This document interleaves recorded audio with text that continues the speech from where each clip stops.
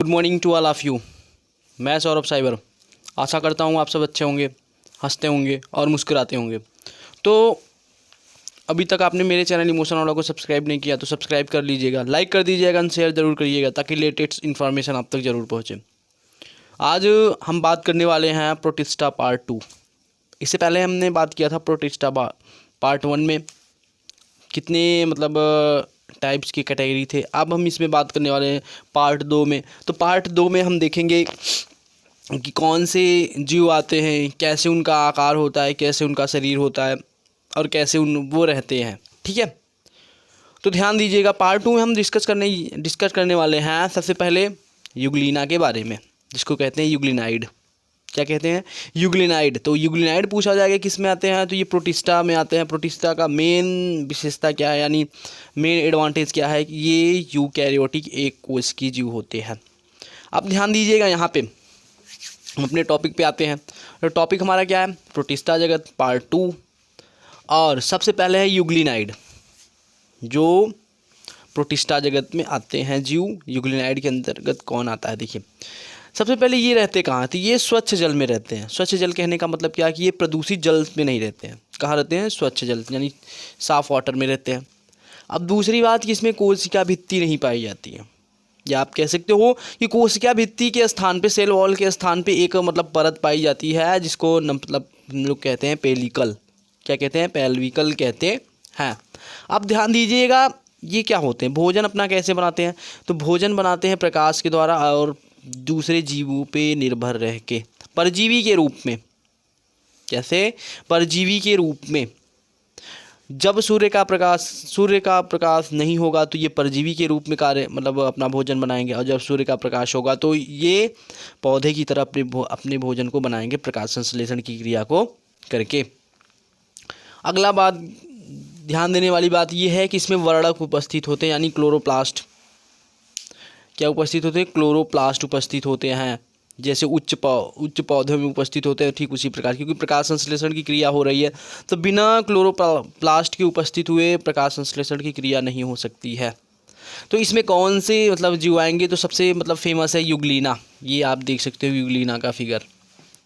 तो यूग्लिना आता है। यूग्लिना क्या है? प्रकाश संश्लेषी है, परजीवी है, और आप कह सकते हो कि इसमें इसकी कोशिका भित्ति नहीं होती। कोशिका भित्ति के स्थान पर एक परत होती है जिसे पेल्विकल कहा जाता है। अब ध्यान दीजिएगा, जो हमारा अगला जीव है उसको हम कहते हैं अवंपक कवक, यानी एक समूह है अवंपक कवक। अब कवक नाम सुनकर ये मत समझिएगा कि ये फंजाई जगत आ गया, किंगडम आ गया। फंजाई का नहीं है, ये प्रोटिस्टा है। और कैसा प्रोटिस्टा है? तो मृतपोषी प्रोटिस्टा है, मृतकों पे आधारित, यानी मृतकों से अपना भोजन प्राप्त करता है। ये क्या है? अवंपक कवक। यहाँ पे आप देख सकते हो फिगर में, ये है अवंपक कवक और ये मृतपोषी प्रोटिस्टा है, न कि कवक है। अब ध्यान दीजिएगा, इसमें क्या, ये भोजन कैसे प्राप्त करता है? तो जैविक पदार्थों का भक्षण करता है। जैविक पदार्थों का क्या करता है? भक्षण करता है। और ध्यान दीजिएगा, ये क्या करते हैं? जब जनन करते हैं, जनन के अनुकूल होते हैं, तो ये क्या करते हैं? प्लाज्मोडियम बनाते हैं। प्लाज्मोडियम का एक समूह बनाएंगे, उसी प्रकार से ये जनन करते हैं।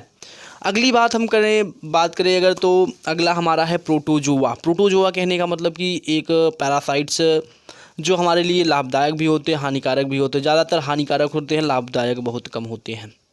अब ध्यान दीजिएगा, प्रोटोजोआ समूह में कौन कौन से क्या होता है? तो सबसे पहले सभी प्रोटोजोआ क्या होते हैं? परपोषी होते हैं। परपोषी कहने का मतलब ये दूसरों पे निर्भर रहते हैं। इसमें न तो प्रकाश संश्लेषी होंगे, प्रकाश संश्लेषी अगर हो जाएंगे तो वो स्वपोषी में आ जाएंगे। तो ये क्या है? परपोषी हैं, यानी दूसरों पे निर्भर रहेंगे। अब कैसे निर्भर रहेंगे? सभी का अलग अलग डिवाइडेशन है। तो प्रोटोजोआ को हम 4 वर्गों में बांट सकते हैं। कितने वर्गों में? 4 वर्गों में। इस प्रोटोजोआ में आपका अमीबा भी आएगा। यूग्लिना किस में आएगा? आपका कहते हैं यूग्लिनाइड में आएगा। अवंपक कवक इसमें आएगा। और क्या कहते हैं? प्रोटोजोआ में कौन आएगा? अमीबा आएगा। तो ध्यान से समझिएगा, यहाँ पे पहला है अमीबी प्रोटोजोआ। पहले को हम क्या कहते हैं? अमीबी प्रोटोजोआ। अब ध्यान दीजिएगा, इसमें जो कोशिका भित्ति होती है वो क्या होती है? ध्यान दीजिएगा कि किसकी बनी होती है, सिलिका परत की बनी होती है। इससे पहले हमने मोनेरा जगत में भी पढ़ा था कि एक कोशिका भित्ति होती है जो सिलिका की बनी होती है। डायटम्स में, डायटम्स की जो कोशिका भित्ति होती है वो क्या किससे बनी होती है, सिलिका से बनी होती है, जो अपने अवशेषों को समुद्र में छोड़ते हैं और कई लाखों वर्ष तक उनके अवशेष पड़े रहते हैं। वही अवशेष छोटे छोटे कण में मतलब परिवर्तित हो जाते हैं, और परिवर्तित होने के पश्चात हम उनका उपयोग कहाँ करते हैं, बालू कागज़ यानी पॉलिश पेपर बनाने में। अब ध्यान दीजिएगा, अगली बात अगर हम बात करें तो शिकार पकड़ने के लिए इसमें कूटपाद होते हैं, यानी एक प्रकार का अंग होता है, ऑर्गन्स होता है, उपस्थित होता है, जो अपने शिकार को पकड़ सकते हैं, शिकार को कर सकते हैं। अगला इसमें है देखिए कसाभी प्रोटोजोआ। तो कसाभी प्रोटोजोआ का सिर्फ इतना इंट्रोडक्शन है कि ये क्या ह्यूमंस के लिए हानिकारक है। आप इसमें सबसे एक मतलब बेहतरीन नाम सुनोगे, ट्रिपैनोसोमा। ट्रिपैनोसोमा एक ऐसा अमीबा या आप कह सकते हो एक ऐसा प्रोटोजोआ जिसको अगर मतलब मनुष्य के अंदर वो चला जाए तो मनुष्य को मतलब नींद आने लगती है, या मनुष्य के अंदर जो हार्मोन्स होता है, मेलाटोनिन हार्मोन्स, वो ज़्यादा मतलब सक्रिय हो जाता है। और ये प्रोटोजोआ अगर हमारे शरीर के अंदर एंटर हुआ तो हमें सबसे ज़्यादा मतलब नींद आएगी। तो ये एक प्रकार से हमारे शरीर के अंदर क्या करता है, नींद को उत्पन्न करने के लिए उत्तरदायित्व होता है। अब बात करते हैं, देखिए अगला हमारा है तीसरा पचमावी प्रोटोजोआ। अब पचमावी प्रोटोजोआ को अगर हम देखें तो ये मतलब सबसे सक्रिय गति करने वाले हैं। ये इसके अंतर्गत जितने भी जीव आएंगे वो सबसे ज़्यादा एक्टिव होंगे और तेज़ी से गति करेंगे। इसका मतलब मेन पॉइंट ये है, इसमें सबसे सक्रिय और तेज़ी से गति करने वाले जीव आते हैं। क्यों? क्योंकि हज़ारों की संख्या में इसमें मतलब एक ऑर्गन्स उपस्थित होते हैं जिसको कहते हैं हिंदी में पचमाव। उसके द्वारा ये गति करते हैं। क्या करते हैं? गति करते हैं। और जब ये हज़ारों की संख्या में मौजूद है तो जाहिर सी बात है ज़्यादा से ज़्यादा गति करेंगे और ज़्यादा से ज़्यादा एक्टिवेट रहेंगे।